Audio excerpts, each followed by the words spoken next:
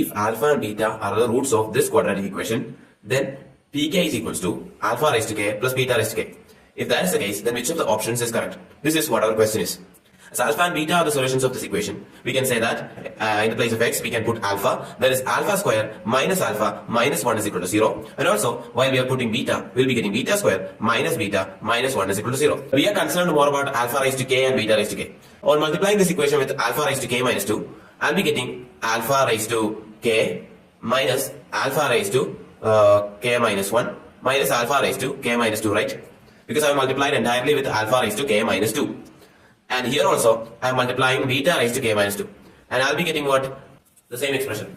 So we have alpha raised to k here in this expression, and here beta raised to k. In order to get alpha raised to k plus beta raised to k, I will be adding these two equations. And what I'll be getting? Alpha raised to k plus beta raised to k minus of alpha raised to k minus 1 plus beta raised to k minus 1 minus of alpha raised to k minus 2 plus beta raised to k minus 2. We have just added these two equations, right? And from that, we can understand that alpha raised to k plus beta raised to k is actually what? Pk. So we can represent it as pk minus p, this is k minus 1, so it will be pk minus 1 minus pk minus 2. So alpha raised to k plus beta raised to k can be represented as pk, this can be represented as pk minus 1, and this can be represented as pk minus 2. In order to find p1, we must be first knowing about what are the value of alpha and beta. We know that alpha plus beta, the sum of the roots is actually what? The coefficient of x, the negative of the coefficient of x, that is 1. And alpha beta, the product of the roots is actually what? That is a constant term, minus 1. So, as we got both of these, alpha raised to 1 plus beta raised to 1 is 1 actually. So, p1 is equal to 1. What is p2? p2 is equals to alpha raised to 2 plus beta raised to 2. So, alpha square plus beta square is actually alpha plus beta the whole square minus 2 alpha beta. This is 1 square, that is 1 minus 2 into minus 1, that is plus 2. Which is actually 3. So P2 is equal to 3.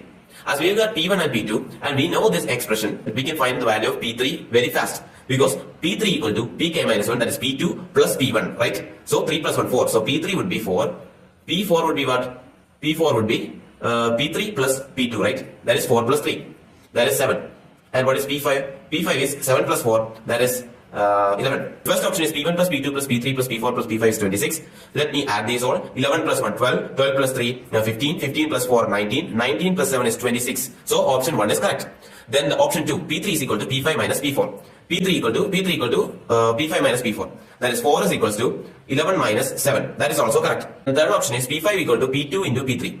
P5 equal to P2 into P3. 11 equal to 3 into 4, that is 12, but it is 11 given. So option 3 is wrong because P5 is not equal to P2 into P3. So option 3.